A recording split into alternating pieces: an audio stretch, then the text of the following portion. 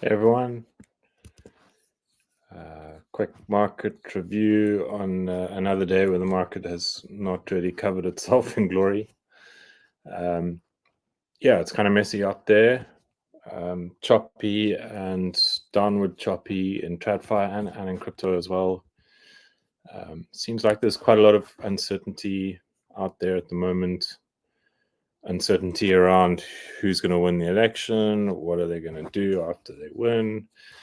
You know, for the stock market, is it going to be Kamala? Is she going to raise capital gains tax and do some other crazy shit like tax unrealized capital gains, which seems like it would be really hard to implement. But yeah, it just seems like there's a lot of panic and fear and uncertainty and doubt and all that shit out there at the moment. So yeah, this is just on the jobs report. Can everyone hear me? I have to make sure because often people can't. So yeah, this is on the jobs report, which is coming out tomorrow, but I believe it's kind of leaked anyway. And it's been revised downwards, which is obviously bad for the labor market. Prediction market expectations for tomorrow's August jobs report just tanked by 26,000 jobs in 24 hours. This comes after private payrolls posted their smallest gain since 2021. Previous month's data was also revised lower. So yeah, I mean, jobs numbers are just coming in lower and lower every month, and expectations are being revised downwards before the data actually even comes out. So obviously this is a worry for the economy, because if people don't have jobs, they can't buy shit, and that means there's no demand. So what's causing it? To my mind, like, is this, are the jobs not there because we're entering a recession, or are the jobs not there because corporate credit has been tight, because monetary policy has been tight, so it's made it hard for businesses to borrow money? In the corporate sector, if you can't borrow cash, then you tend to be quite conservative in the number of people that you hire, because you just don't have that much new stuff for people to do, because that costs money, etc. You get the picture. So yeah, that's my kind of hunch, is that monetary policy has been tight since March 22, and the Fed is kind of behind the curve, as they often are, in terms of loosening that monetary policy and enabling businesses to borrow money. I don't know. That's that's what I'm going with. Yeah.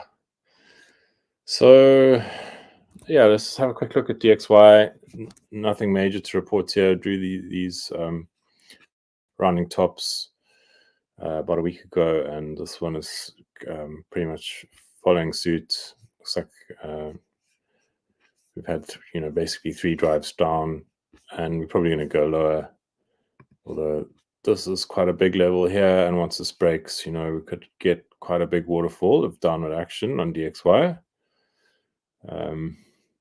Daddy dollar making it rain, basically. Cheap dollars, lots of money to spend.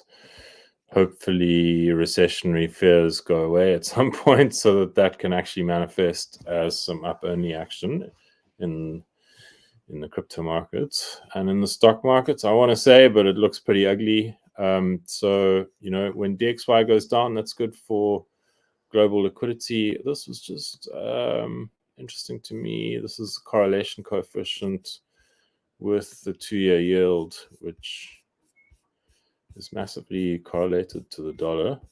Not seeing it as neatly. Okay, there we go. Basically just over the last, especially this since basically beginning of the year, there's been a huge correlation with the 2-year. I guess rate cuts have become more and more of a theme as the year's worn on, and that has manifested as a strong correlation. You can see almost a 1.0 correlation with DXY. Just something I noticed today. So this is the move index, the bond volatility index, which I've just removed from the screen. I really need a mouse, don't I? Yeah, so the move index tracks bond volatility, and that is the monthly chart. Let's get the weekly. The less volatile your bonds are, bonds being treasury bonds, the easier it is to lever them up. And, that's one of the 3 pillars, basically, of global liquidity. How much leverage can we apply? How degenerate can we be with our treasury collateral?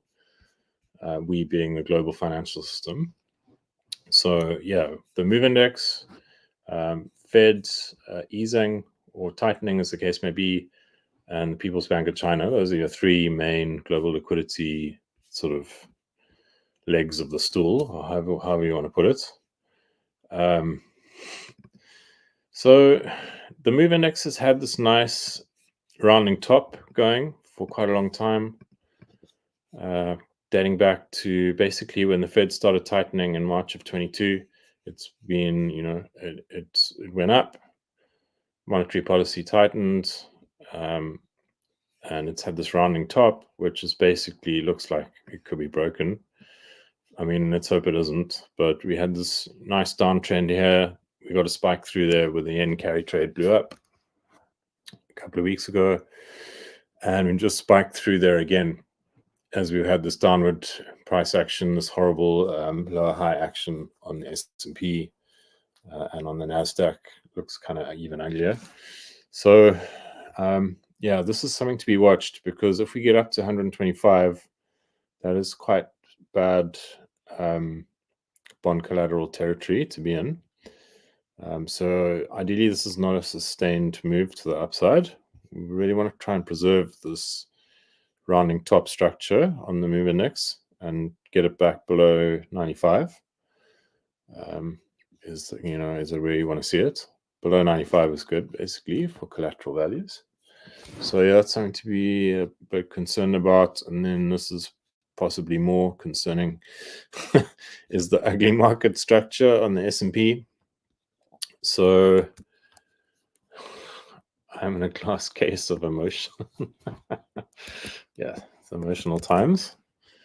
Although the trading conditions are not bad, I don't know if I'm mentally ill, but I've been kind of enjoying them, aka making money. It's probably the same thing. There's a 1-to-1 correlation there. But so I've been trading all right the last couple of weeks, basically just trying to think like a market maker. The markets have been devoid of spot buying pressure. And market makers, I think, have largely been in control. Maybe that is about to change, but for me, it's been kind of good, like trading wise. This choppy price action. Anyway, let's just get through this TradFi shit. So basically, we have this double bed of developing. I want to say developing, but it's kind of confirming on the S&P, where it's double topped, and this looks worse than the Nasdaq. It's like a big lower high. And you can see the weakening of the markets in the RSI. So this kind of trends down, and this really does. So it's kind of falling off a cliff, and price is starting to confirm that here. It's on support here. So if we zoom in on the daily, there's a gap fill going on over here at the moment, which is, I want to say it's not quite completed. Maybe another drive down to close this gap. I mean, most gaps close. I don't know. Let's see. Who knows? But it's on support anyway. So it's unlikely that we go much lower than here without at least a bounce. Like if you zoom in onto the 4-hour, I guess we could still fall some way. 4-hour RSI tends to reverse around 28, so who knows. But what was interesting to me is the last time we had the structure was before the 2022 bear market, which was a shit show that went on for 10 months, I want to say. Until October. We bottomed in October. Basically, we had almost an identical structure. I'm sure I marked this out just now. I don't know why it's not there. Where is my circle? So so this structure here is very similar. If you look on the weekly, is it the weekly or the 3-day? I think I marked it out on the RSI, on the weekly RSI. Yeah, that's where you can see it. So that's a low high, and that's a real low high, like major. And, you know, this is very similar structure. That gave us a 10-month, well, longer bear market, but it took 10 months to bottom. So fingers crossed it doesn't happen. And also we have the opposite economic situation. I mean, I want to say it's opposite. Basically, the Fed started tightening here in March of 22, and you got a shit show that followed, understandably, as money became more expensive to borrow. Degeneracy went away from the stock market and the crypto markets. But now we have Fed easing / rate cuts. So, you know, and supposedly we're not in a recession in the US. I mean, I'm not in the US, but supposedly the US is not in recession. We have moderate growth. We have a shit employment market or labor market. That much is becoming evident. But surely that can be fixed with some easing, some rate cuts. Money becomes cheaper. Corporates borrow some cash. New positions emerge. People get jobs. I don't know. Hopefully we don't have another shit show like this. And then as a counterpoint to that, you can also look back on the S&P and see that it can actually sustain these bear divs for a long time and just keep going up like it did here in June 2014 through till for a year, June 2015. So I don't know. Yeah, it doesn't necessarily mean it's over for the stock market, but it looks kind of bad. I'll leave it there. And then the Nasdaq, I think, you know, we get a little bounce here on this trend line, but I wouldn't be surprised to see it come down here because it looks kind of ugly. I mean, just a massive lower high that you haven't really seen. Like we went right to the top of the trend line here, and it's been quite a long run up as well since September 22. So I mean, it's kind of understandable that Buffett and probably some of his friends are going to cash in a big way. Not completely, but you know, Buffett's got 200 billion or something stashed for a rainy day now. So yeah, it wouldn't surprise me to see the Nasdaq come down here. Yeah, I don't know if this holds. I mean, looks kind of orderly, but we'll see. Yeah. And then this is just XLU. So basically just a very commonplace risk-off play. If the market is risk-off and this thing will be pumping, which it is, it's just very close to all-time highs at the moment.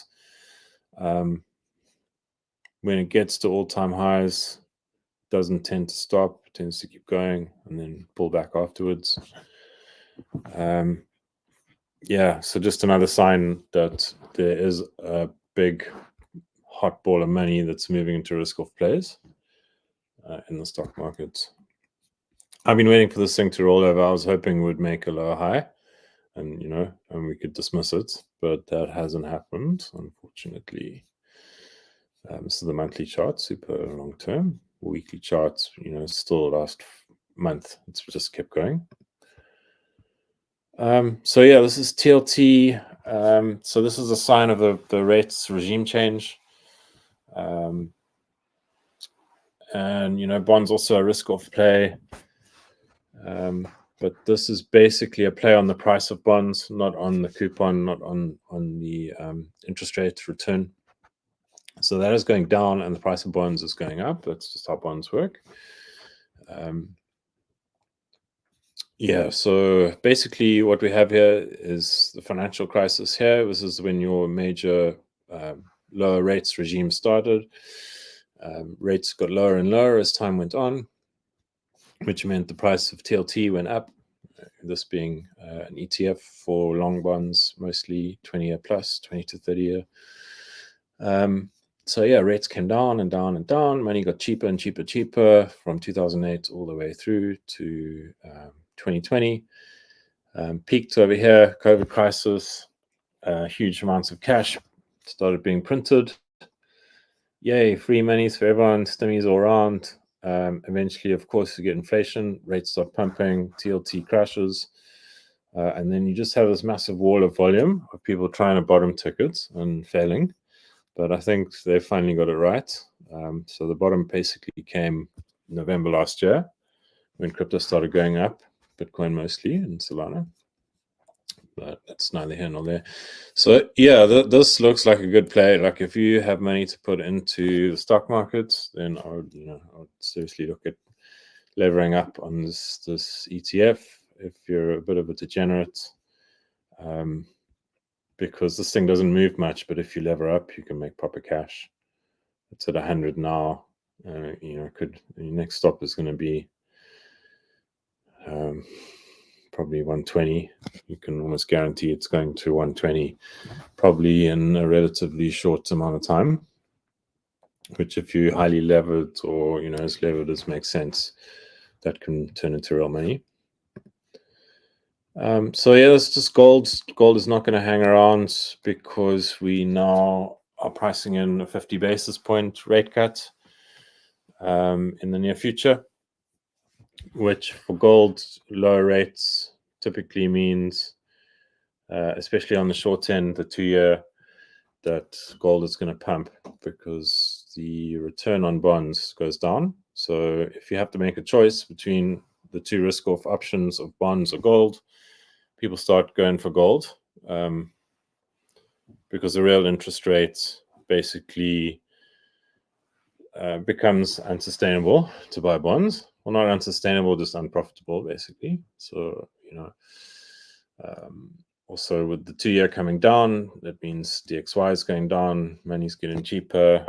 You have monetary debasement, which gold functions as a hedge against. So, if the dollar gets cheaper, purchasing power goes away, gold will go up, which it has been. You can see here at the bottom is M2 global liquidity, so it's global money supply basically, and gold is tracking that quite closely. Pretty good correlation, which hopefully Bitcoin will pick up on at some point. People talk about like a 3-month lag. Essentially, there's a lot of fear in the market now, so not only is gold functioning as a hedge against monetary debasement, it's also a risk-off play. Ultimately, you want the economy to get to, well, not the economy, but the investment regime to become more risk-on. And, that can take, with easing, can take who knows how long. I want to say like 2 to 3 months. And that's when Bitcoin starts doing this as well. Bitcoin does not do well in a risk-off regime. Never has. Maybe one day it will, when it's more sort of integrated into TradFi. But for now, it's still a spicy meatball for TradFi, and they don't like it when it's risk-off time. Oh yeah, so this is just from Tavi Costa. It's actually quite an old tweet, but it nicely shows the correlation, negative correlation with the 2-year yield. As the 2-year goes down, I had a chart like this actually, but this one just sums it up nice and quickly without me having to go and dig mine out. Yeah, just quite a big negative correlation. I mean, it's not 100%. There's, there are variances and risk-off and risk-on environments and whatever that play into this, but this is quite a nice picture. You have to appreciate these shakeouts and goals. The macro thesis remains intact. So, this is back in July. There was obviously a gold correction going on at the time or something. Fed's hands are tied by the escalating cost of federal debt, increasing the likelihood of multiple rate cuts. If history is any indication, a substantial drop in short-term interest rates is likely to create a strong tailwind for gold prices, which it did and it continues to do. We saw this in the early 2000s during the housing bubble when money was cheap and rates were low. Again in 2019 before the pandemic. Yeah, so that's that. And then finally, some crypto shits. Bitcoin chart. 20 minutes in, but yeah, it's not looking pretty. I'm currently short Bitcoin, Solana, and ETH. Actually Solana more than anything, because that looks kind of bad. But this looks bad enough. I put the VWAP in here, so this is a yearly VWAP, I think. Bank period, yeah. So just to show how Bitcoin has been clinging to this mid-range of the VWAP, to the actual VWAP part of the VWAP, and has just today, yesterday kind of got brought back up. There was still some hopium, but when you see a candle like that, which, like a hammer, whatever this is, dragonfly hammer, that should be a reversal, and the next day you get a candle like this, that's not bullish. That's invalidation. Invalidation is always bad, because it's like the market's hand has been forced. It's like, we're going to turn around. Oh no, we're definitely not turning around now. So yeah, I think it's likely, all of the support is toast, and that we go to 52 in the next couple of weeks, probably at most, maybe sooner. And I also suspect that 52 has been tested. As I've said many times, none of these lows have held. This low did not hold. This one didn't. This one didn't. This one didn't. Why would this one? So yeah, I suspect that 43 might be calling us. Maybe before the end of Rectember. Hopefully, because the sooner we get it out the way, the better, and then we can turn the fuck around. And spot buyers can pile in. Yay, cheap Bitcoin. It's October, lots of liquidity. Janet Yellen running down the TGA account. If Arthur Hayes is correct, a lot of people say he's talking shit, but she's got $800 billion in there to potentially inject into everybody's pockets to make them feel rich, so they vote for her boss or whatever. I don't know. So yeah, the sooner we go down here, the sooner we can reverse. I would expect this to be, unless we get a protracted bear market, I would expect to be the bottom of Bitcoin. And then just some liquidation heat maps. Although I think, I want to say that if we're going down here and down here, then we're going to have some limit bids. People are going to start buying spots. You can already see that on Bitfinex, whenever price dumps, those dudes are buying. The old whales are buying Bitcoin.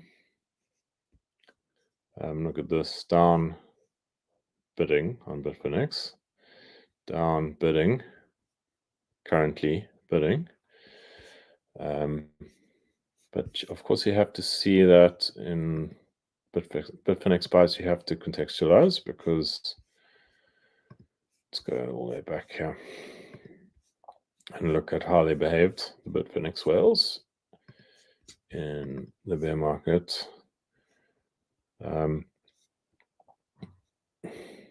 They basically started bidding as soon as we started nuking in November 21, but they really started buying the fuck out of everything over here at 37K, and we didn't bottom until 14, 15K. So yeah, they were fully allocated basically by this candle here at 24K. To be fair, no one expected that FTX was going to blow up and that they were going to nuke the Bitcoin chart further. So maybe that was rational to be fully allocated by this sort of 24K level. But you have to see this buying as a long-term project, is the point I'm trying to make. You can see it took them here end of November through till June to finish buying. So, it's a 7-8 month project that these dudes do. They know that Bitcoin is cyclical. And yeah, they're prepared to just keep buying as price nukes. But they are buying, and if we go to 40K, they're going to buy a shitload more. Yeah. So yeah, that's the Bitcoin chart. Sure. If we zoom in a bit, let's get rid of Bitfinex. Thank you, Whales. Yeah, so this looks caca. I mean, zooming in isn't going to make it look any better. It just looks super weak. You have these little pumps up to 58. Everyone gets bullish. Into resistance. Market makers turn it around. It just bleeds out again. It's been happening since, since here. Chop, chop, chop. Pump, bleed, pump, bleed. Well, actually, just dump. Sometimes it's just a violent dump. So yeah, I've seen a bunch of bull tweets again on the timeline today. People saying, "Oh, it's the bottom. I'm bottom ticking it. I'm going in big." I don't know. I don't know if you're seeing something I'm not seeing. I mean, where's this dude's? So this guy's on the money, I think. Crypto ISO has been around a long time. People are longing with the loss of the Monday low, and Bitcoin desperately trying to hold the current year mid-range, all while knowing price is close to deep pockets of lower liquidity than topside liquidity. So I'm not sure. And on the liquidation map, I can see there's actually quite a lot of topside liquidity where, shorts can be liquidated. But I get what he's saying. The lower we go, the more spot bid you're going to have of people saying Bitcoin's cheap now. And, there's a new ETF. It's not going to go down only forever. So, yeah, I kind of get what he's saying. This is just the heat map situation. Quite a lot of stops to be liquidated down here.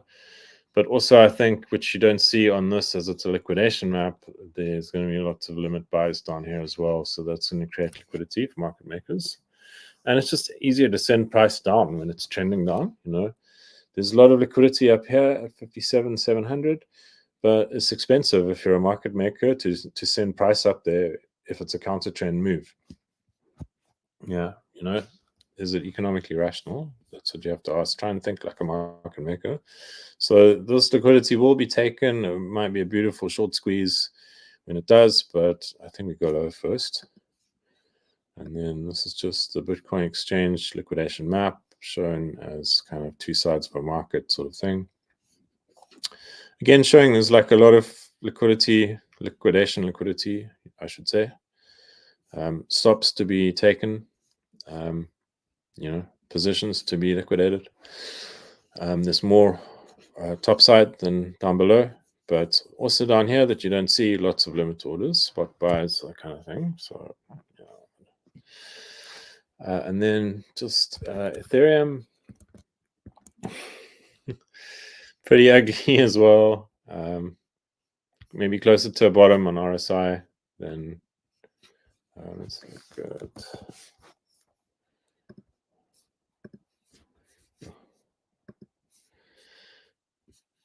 Yes, so Bitcoin still. This is a weekly. I mean, ideally, you want to hold 50 on the weekly. So if we do go down here, hopefully gets bought back up quickly and we can get back above 50. But just to look at the daily and compare to, this is the daily for ETH. ETH is already pretty oversold because it's just been so beaten up. Bitcoin potentially has further to fall.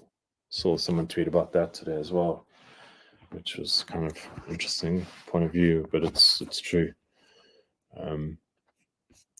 If you're holding BTC, it's outperformed the ETH cycle to date, but it could also sell off harder from here.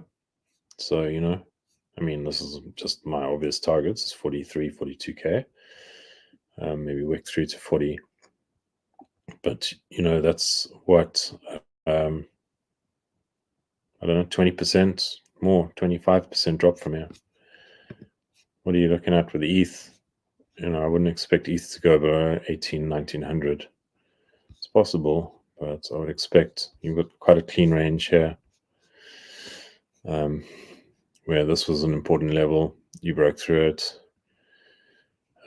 poked here, came down again, and then this was a very obvious mid-range level, which you lost. Underside retest, down we've come. I think it's highly likely we come back down to the bottom of the range here, and you might well get a deviation when you do, because there'll probably be capitulation like a capitulation wick could come all the way down here to 18, 17.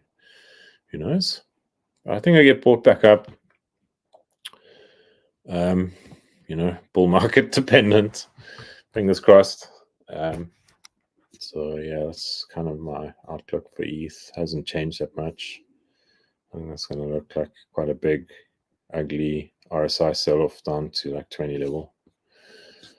This squiggle is probably too long. I would expect this to happen maybe before the end of September, if I had to bet. And then just Solana, probably something similar down to like 100 area, I want to say, but could potentially go lower. Like 70 was the meme back, I guess, over here. Everyone was getting super bearish. Yeah, potentially come down all the way to the edge of the cloud. But then I would, you would hope to get reversion up through this Kumo twist is like a weakness in the trend where you can fall through it from above or pump through it from below. Probably end up going through there if I had to bet. But yeah, I also think I'm short Solana currently, and for the rest of the month, it's hard to be bullish with how things are trading at the moment. Let's have a look quickly at the Bitcoin. Where's my Bitcoin chart gone? Weekly candle. Yeah, I mean, I think on Monday, we got a pump on Monday up to here. And I said it's highly likely that we're going to trade lower than last week's weekly close, which was here at 57.3, whatever. And that's where we are now. Yeah, we've looked at this. It's not pretty. Don't have to keep hurting our eyes. Yeah, so yeah, that was Crypto Ice's Bitcoin tweet. And then this was interesting too. The end of the quarter is coming, and so are earnings. So earnings season for stocks, and the majority of stocks enter a blackout period. This I didn't really know, where buybacks are frozen for 2 weeks prior and after the end of the quarter, which is a component of seasonality weakness in September. So I'm like a seasonality minimalist, especially with crypto, maybe less so with stocks because you've got way more data. So it kind of makes more sense that, various fundamental reasons for weakness in a particular month exist, which is what he's getting at here, which I wasn't aware of. So basically, you can't buy back your stocks before and after earnings season, which sets up increasingly good odds for a strong October and Q4 rally as share repurchases start back up. This is especially true if weakness continues and forward multiples are revised down. So I didn't know that, but I did know that October and Q4 generally are bullish for stocks and for crypto. So interesting. Oh yeah, and this is quite interesting from Zahir from Split Capital, who I've followed like since forever, actually, like 2017, I think. Because this is something I think about a lot, the product market fit problem with crypto. How are we ever going to get users? Are we always going to be a solution searching for a problem? And this is a take I never heard before. I don't know if this is complete nonsense or if it actually kind of makes sense. I feel like it kind of does. Maybe I'll change my mind. But he's saying crypto's never had a product market fit problem. It's only had a regulation problem. If regulations were clear and flexible for new products to work at scale, financial institutions would integrate directly with on-chain products. So yeah, I mean, this is like the tech arguments that crypto rails are innately superior to TradFi rails, which are old, creaking, loads of technical debt and legacy tech and bullshit. The only thing that's stopping us, he's saying, being snapped up as a much better solution is regulatory lack of clarity, uncertainty. Nobody wants to go to jail for making a non-compliant financial application. The only reason why most products suck is because they're made in a way that doesn't instantly send the founder to jail. So the founder is afraid of going to jail, and that impacts the quality of the product, how powerful it is it able to reach users. And And number two, doesn't have a material on-ramp via TradFi Web 2. So, it doesn't get the nod from TradFi. Rails are not built to send the customers over to the magic internet side of the fence. So crypto would have way more killer apps under a light touch regime. And then he got this from this dude, Howard Lutnick, who seems like quite a smart guy who works for Cantor Fitzgerald. So let's...